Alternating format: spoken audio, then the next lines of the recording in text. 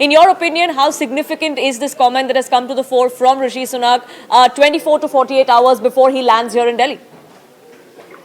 Well, it is a significant statement indeed, but we should also recognize that recently, when there was an attack on the Indian High Commission, the British security system proved itself inadequate to take care of the High Commission.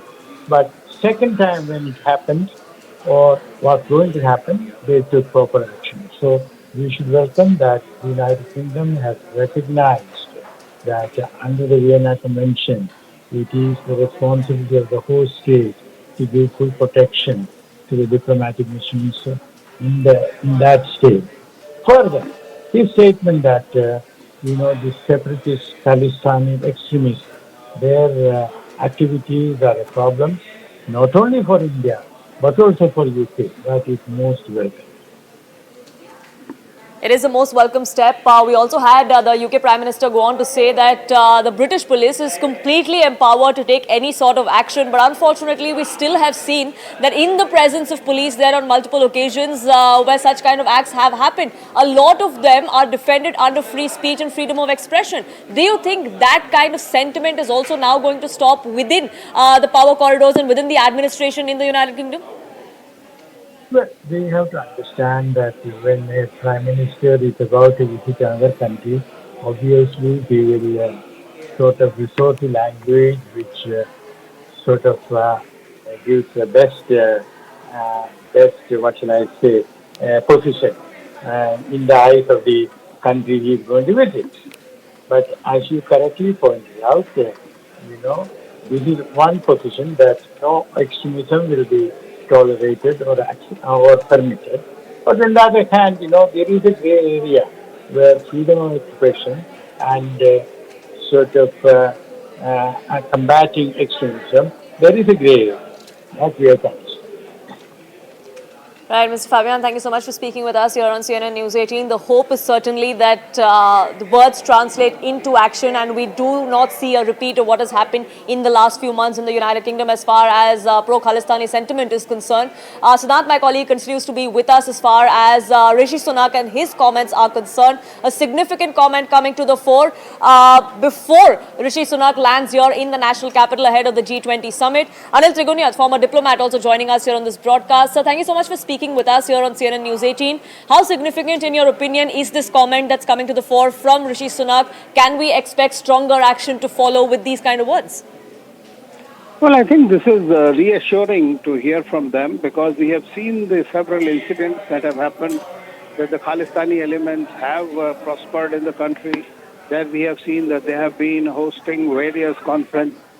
They are hosting various conferences and referendums and all kinds of things. So they need to be stopped. There have been attacks also. So now we have heard that they attacked even the Indian High Commission, as you know. So, and this was, their forces or police was missing at that time.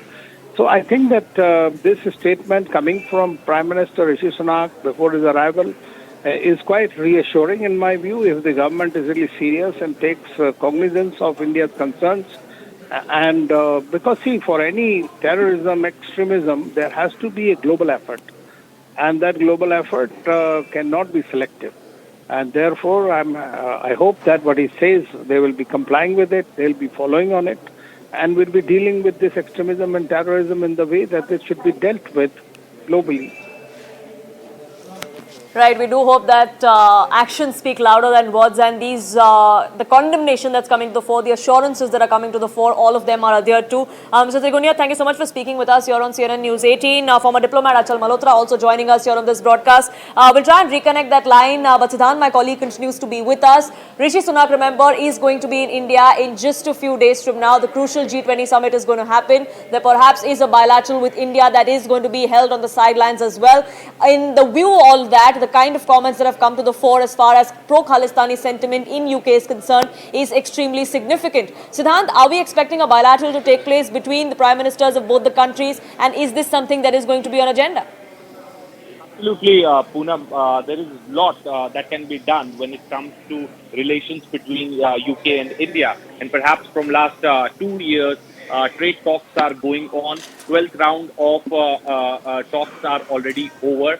And, the final touch has to be given by both the sides. And trade talk is something which Rishi Sunak has been taking personal interest, and perhaps he has been speaking to Prime Minister Modi also regarding that to close it as soon as possible. So we could expect FTA between UK and India by the end of this year, and that is going to be the key issue when both sides will meet on the sidelines of G20 Leaders Summit. Also, Poonam, the relations between the two countries, hit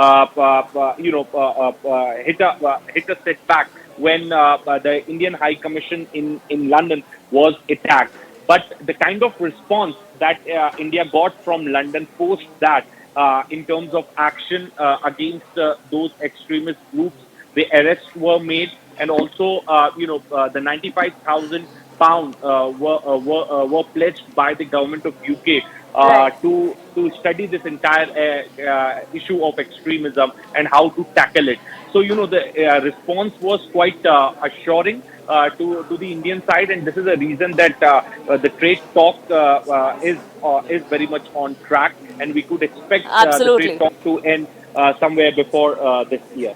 Business, trade, investment, all of it is all going to be on agenda. But the most important one, of course, is the discussion as far as ensuring a lid is kept on these kind of Khalistani, pro-Khalistani sentiments in the United Kingdom. For the moment, Siddhant, though, thank you so much for getting us the latest on that. It's time for a quick break here on this edition of Nation at 5, but there's lots more lined up for you on the other side. Do stay tuned.